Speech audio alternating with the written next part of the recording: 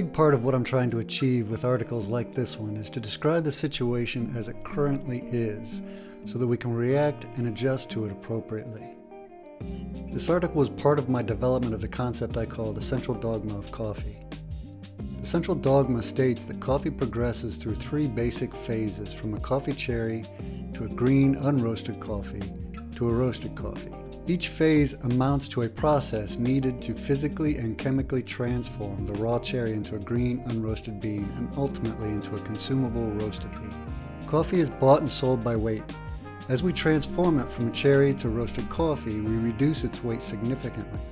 Therefore, all other things being equal, the act of processing the coffee means we must increase its price at each stage in order to not lose money. Lastly, each stage has a separate and distinct market. For example, the vast majority of buyers of roasted coffee are not interested in buying green coffee.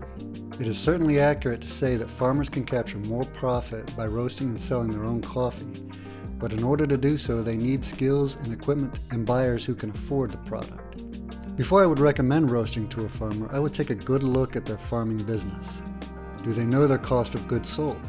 If not, how are they determining price? Do they have reliable market access for their product, or are there more appropriate markets that might pay better? Can the farmer leverage those markets? In other words, why is the farmer failing at selling farm produce, and how do we fix that rather than add new skills and new market requirements to the equation? And that's the gist of this article. I hope you enjoy it. I've heard it expressed often recently that roasters, quote, take profits from producers, or that the profits the roasters receive are somehow actually the producer's profits. Neither of these assertions are true. Before I go further, I want to make clear that I believe very strongly that many coffee producers should be making more money. A vast majority of the global coffee supply is produced by smallholder farmers who exist in economically precarious, often outright impoverished situations, and those farmers need help. I believe in this so much that I have personally worked closely with farmers to help improve their ability to participate in the coffee industry, and I hope to continue to do so for the foreseeable future. But in order to properly solve the problem, we need to properly define the problem. The problem with farm gate prices for coffee is not that coffee roasters are taking more than their fair share of profits. And as long as the problem is mischaracterized as roasters taking more than their fair share, we will not be able to solve the problem and will only continue to create animosity and resentment between groups of people who should be cooperating. Also, none of what you are about to read, or in this case hear, should be construed as an attack or an attempt to belittle anyone. My goal with all of this, and all of this includes the blog, the YouTube channel, the podcast, is to do what I can to contribute to a better coffee world, even if only in my very small circle of influence. We win with communication, cooperation, and understanding. We lose with animosity and resentment. Farmers produce a raw material. Coffee farmers who don't mill their own coffee actually produce a raw material. Coffee cherries harvested from trees. These cherries have to be processed or milled to become an intermediate product, which is unroasted green coffee. Milling coffee cherries is a separate skill from growing coffee trees and often, but not always, requires special equipment, special processes in order to produce an acceptable product, even more so to produce a competitive product. It is quite common for smallholders to be able to minimally process their coffee and sell it as unroasted coffee instead of selling the raw coffee cherries. But oftentimes with smallholders, this produces an inconsistent product because they don't follow strict procedures or have sophisticated equipment to monitor the process. It is quite normal for a smallholder coffee farmer to farm in traditional ways that are effective yet simple. They get the job done and produce a sellable product, but not a consistent product of high value. That's not to say they can't. Many smallholders do indeed produce a consistently excellent product. But in many cases, the best help a farmer can get right now is assistance in developing business literacy and a business model in which they consistently produce at the highest value their market will bear. Mills produce an intermediate product. Unroasted coffee, or green coffee, is a stable intermediate product that must be further processed before becoming consumable. It therefore has a much more narrow or focused customer base than roasted coffee. Green coffee is only valuable to someone who either can roast it or who can sell it at a markup. Maybe we should stop calling it coffee until after it's roasted. And to be clear, I'm not saying producers shouldn't or can't roast. They certainly can, and if they're able to roast, it could be a way to increase their profits. But roasting requires an entirely new business model and skill set. That intermediate product often has to travel. The coffee tree is economically productive in very limited circumstances, typically within the tropics and typically in mountainous or at least relatively elevated regions. This means that most of the economically productive regions for coffee coincide with remote regions in developing countries. This means that in regions that produce coffee, there is likely much less disposable income with which to buy coffee, and coffee is a luxury item. Although 2 days after I haven't had my coffee, my wife might disagree with that. This means that to get really good money for a coffee, sellers have to go where the money is, and that is most often developed countries that are outside of the tropics. To get the coffee from the farm to the cafe involves a supply chain that can vary in size from just a few to several different companies. It is possible for a very large company to own farms, transportation divisions, warehousing facilities, to have export, import, customs specialists on staff, etc. But that is not the norm. The typical roastery buys coffee that has been bought and sold many times and has had many value-add services applied, all of which increases the value and the cost of the coffee before it is even roasted. Below is a generalized example of an export supply chain where each link or step adds value and cost to the coffee before it is roasted. Each step transforms the product, producing a new product of increasing value, meaning it's no longer the same product that the farmer harvested from his or her trees. The example is first milling the coffee, then transporting that coffee overland to port to be shipped. Customs documentation and procedures have to happen at export.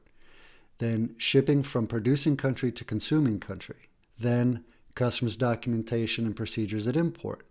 Then transporting that coffee overland from port to warehouse, and that could be the end roastery, but often it's a green coffee supplier with warehousing facilities. And from there, it's transported to the coffee roastery. Roasters have to develop and market a product. Just because one buys a roasting machine, some green coffee, and some valve bags doesn't mean the roaster's now laughing all the way to the bank. Simply having roasted coffee does not make you a successful roaster. I wish it did.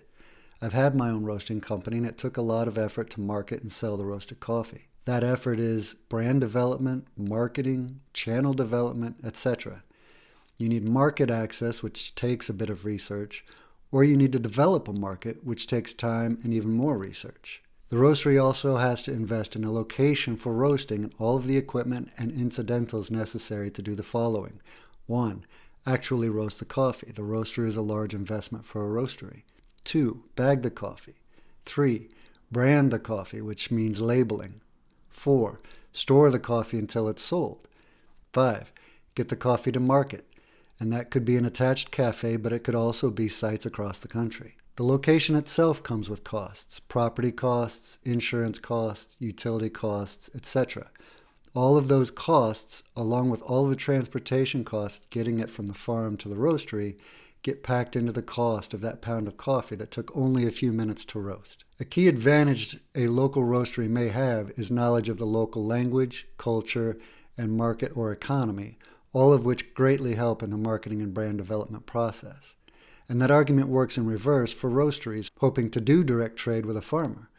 Without an understanding of the local language, culture, and market or economy, it is very difficult to do successfully, which is another argument in favor of middlemen or brokers. By the time a coffee is ready to be enjoyed in a typical consuming country, the value and cost has increased tremendously due to a number of factors that are not limited to the roasting process itself. Also not factored in is the difference in cost of living, currency conversions, etc., all of which further complicates a fair and equal comparison between a farmer's margins and a roaster's margins. To belabor the point, yes, roasting adds great value, but mainly because it is a relatively costly process that transforms an intermediate product into a consumable product and opens up a very wide market with the disposable income available to pay a higher price for it.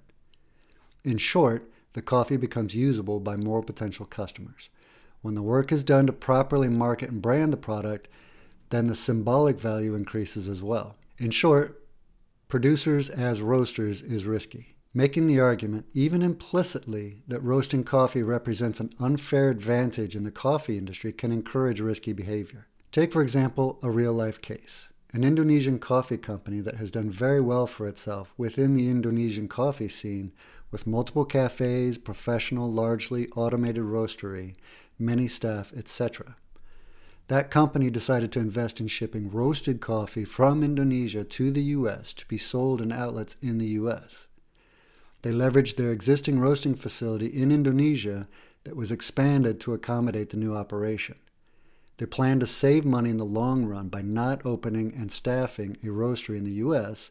and potentially capture more of the profits by controlling more of the supply chain themselves. Unfortunately, what happened was the coffee did not sell because there was no previously established brand recognition. There wasn't a business unit in the U.S. that had already invested the resources to develop a market for Indonesian coffee roasted in Indonesia. That Indonesian company has now lost money on the coffee they shipped to the U.S., as well as all of the equipment they bought, including an additional roasting machine to handle that anticipated capacity. Think about how difficult it is to convince coffee buyers in the U.S., for example, that Indonesian coffee roasted in Indonesia has more value than the same coffee roasted in the U.S., especially given the amount we've already invested in educating consumers on freshness. The gamble is that enough U.S. customers will consume based primarily on the ethics of getting more money closer to the producer. However, if the roastery is good and the supply chain is good, which means effective anti-staling measures in place through the coffee's entire journey from Indonesia to the U.S., then coffee roasted in Indonesia will be indistinguishable from the same coffee roasted in the U.S. Therefore, the only reason for a consumer in the U.S. to buy it is the perceived symbolic social value. We know perceptions and attitudes are low on customers' lists of reason to buy a product. The following is from the article titled, "Do Consumers Care About Ethics? Willingness to Pay for Fair Trade Coffee," published in the Journal of Consumer Affairs in 2005. Quote, "On the one hand, consumer perceptions and attitudes clearly influence behavior, as conceptualized and tested in several models of ethical consumption behavior. On the other hand, it is well documented that attitudes alone are generally poor predictors of buyer behavior, especially in the social marketing area. While some consumers refuse to buy products with an unethical background, the majority of people evaluate product attributes jointly in making purchase decisions. Price, quality, convenience, and brand familiarity are often still the most important factors affecting the buying decision." End quote. The reason this isn't done more often isn't because roasters in developed countries aren't allowing it.